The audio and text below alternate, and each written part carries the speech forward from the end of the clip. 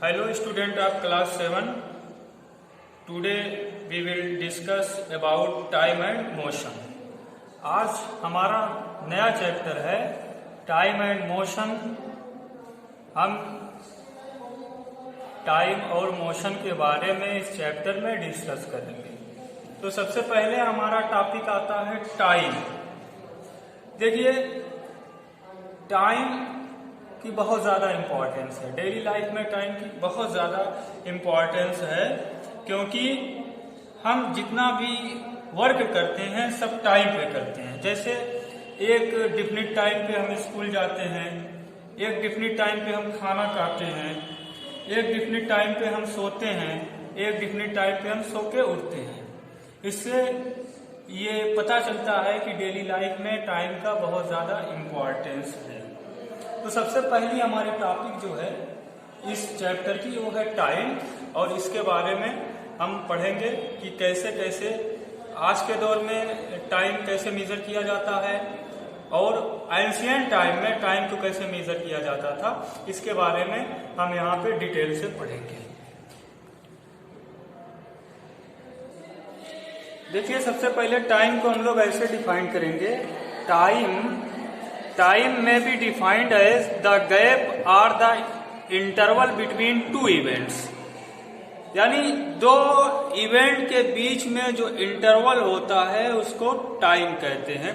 जैसे कोई वर्क आप कर रहे हैं, कोई दो वर्क, जैसे स्कूल आए और स्कूल गए, तो स्कूल आने में स्कूल जाने में जो इंटरवल है यही आपका टाइम है, यानी इतना टाइम आप स्कूल में दे रहे हैं। तो इसीलिए टाइम को इस तरीके से डिफाइन किया गया है कि टाइम में भी डिफाइन एज द गैप और the interval between two events, यानी आने का टाइम और जाने का time. In ancient time people had been measuring time by the daily rising and setting of the sun. देखिए, प्राचीन काल में, पुराने समय में लोग टाइम को नापते थे सूरज के निकलते और डूबते टाइम, यानी निकल रहा है सूरज और डूब रहा है, इनके बीच में इंटरवल को लेके जो है टाइम को नापते थे।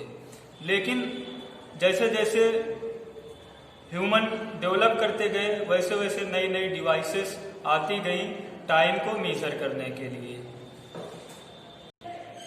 इन टाइम इंटरवल्स को स्टैंडर्ड यूनिट नहीं माना गया, क्योंकि ये टाइम इंटरवल्स बहुत लंबे थे और ये टाइम इंटरवल्स स्थान के साथ, जैसे कोई स्थान है वहां पे कुछ है और दूसरे स्थान पे कुछ होगा।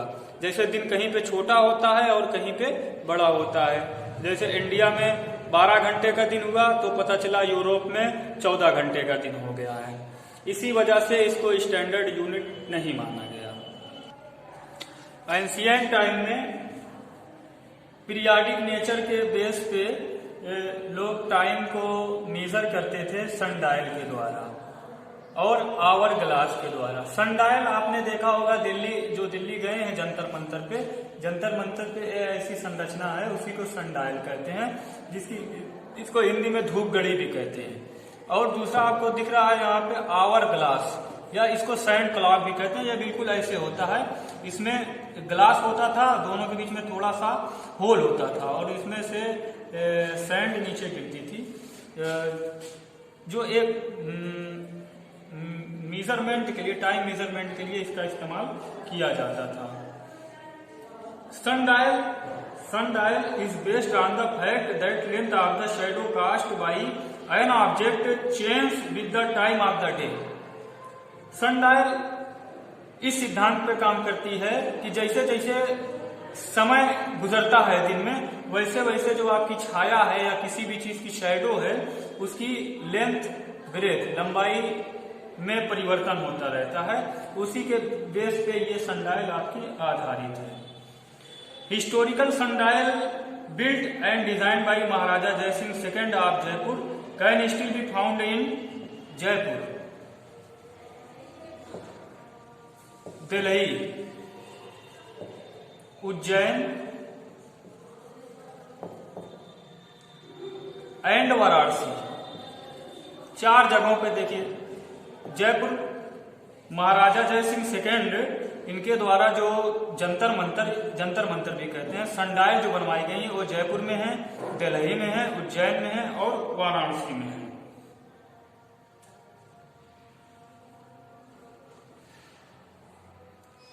और महाराजा जय सिंह के द्वारा बनवाई गई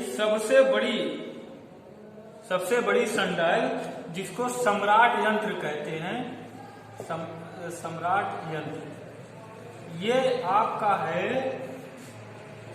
वर्ल्ड की सबसे बड़ी है। इन्होंने इसको बनवाया था जयपुर में। कहां पे बनवाया था? जयपुर। तो उस टाइम में यानी मध्यकाल में, मिडिवियल एरा में टाइम को जो है सनडायल के द्वारा भी नापा जाता था या मेजर किया जाता था, या समय का पता जो लगाते थे सनडायल के द्वारा लगाते थे। और आवर ग्लास यानी सैंड ग्लास का भी इस्तेमाल करते थे। देखिए, टाइम डिवाइसेस के क्षेत्र में सबसे बड़ा इंकलाब तब आया जब 1656 में क्रिस्टियन हाइजेंस नामक एक साइंटिस्ट ने पेंडुलम क्लॉक का निर्माण किया। जो इससे पहले जो यंत्र थे, इससे पहले जिससे टाइम नापा जाता था या जिसके द्वारा टाइम को हम मेजर करते थे, उससे ज्यादा एक्यूरेट था ये, उससे ज्यादा एक्यूरेट था, यानी उससे सटीक समय बताता था।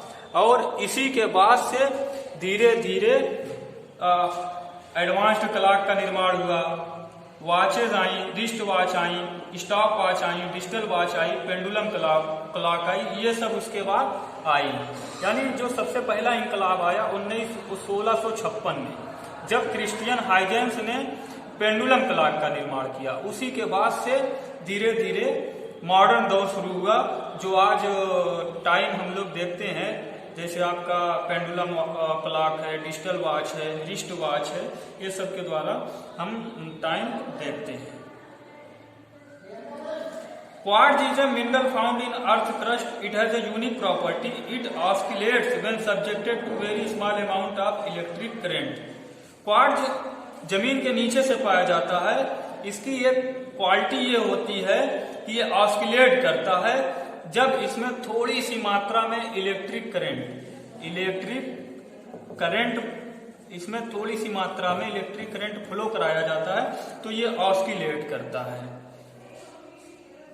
मॉडर्न क्लॉक जो है इसी बेस पे आधारित है।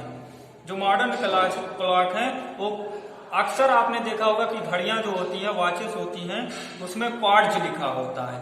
तो जितनी मॉडर्न क्लॉक है वो सब इसी बेस पे आधारित है, क्योंकि क्वार्ट्ज जमीन के नीचे से निकलता है और वो ऑस्किलेट करता है। अगर बहुत सूक्ष्म मात्रा में अगर उसमें इलेक्ट्रिक करंट प्रोवाइड किया जाता है या पास कराया जाता है तो ऑस्किलेट करता है। इसी बेस पे मॉडर्न वॉचेस इसी बेस पे सब आधारित है। यूनिट ऑफ टाइम, देखिए यूनिट का मतलब होता है कोई क्वांटिटी जिसमें नापी जाती है। जैसे देखिए टाइम क्वांटिटी है, ये किसमें नापी जाएगी? तो देखिए the standard unit of time is second, यानी इसकी स्टैंडर्ड यूनिट टाइम की सेकेंड होती है, क्योंकि आप जानते हैं कि टाइम को किसमें नापा जाता है? सेकंड में नापा जाता है। स्टैंडर्ड यूनिट जो इसकी है ये सेकंड है। इसके अलावा भी इसकी बहुत सारी यूनिट है, जैसे मिनट है, आवर है, डेज है, वीक्स है, मंथ्स है और ईयर्स है। यानी टाइम को सेकंड में भी नापा जाता है, मिनट में भी नापा जाता है, घंटे में भी, दिनों में भी, हफ्तों में भी, महीनों में भी और सालों में भी, यानी सब में इसको नापा जाता है। लेकिन जो इसकी सब स्टैंडर्ड यूनिट होती है वो सिर्फ सेकंड होती है। इसके अलावा ये सब यूनिट हैं, जैसे मिनट हो गया, आवर हो गया, डेज हो गया, वीक्स हो गया, मंथ्स एंड ईयर्स। अब यहाँ देखिए जो टाइम की सारी यूनिट हैं, हर यूनिट के बीच में क्या क्या संबंध है, क्या क्या रिलेशन है, वो यहाँ नीचे आपको दिख रहा है। एक सेकेंड ये इक्वल टू होता है 1000 मिली सेकेंड के। एक मिनट ये इक्वल टू होता है 60 सेकेंड के, यानी एक मिनट 60 सेकेंड के बराबर होता है। 1 आवर इक्वल टू 60 मिनट, यानी 1 घंटा जो है 60 मिनट के बराबर होता है। One day equal to 24 hour, यानी एक दिन 24 घंटे के बराबर होता है, यानी 24 घंटे में 24 घंटा एक दिन के बराबर होता है। वन ईयर इक्वल टू होता है 365 डे, यानी एक साल 365 दिन के बराबर होता है।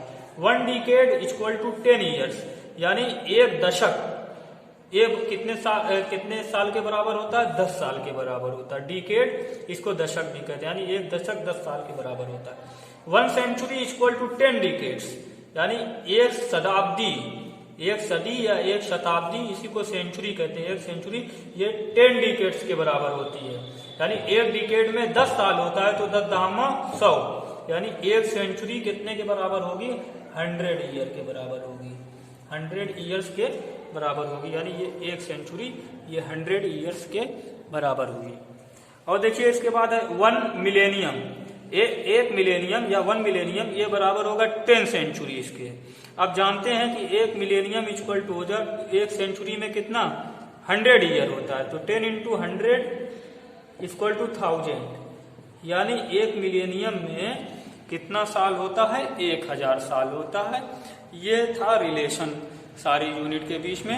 अब अगला टॉपिक आप अगले वीडियो में देखेंगे। थैंक्स।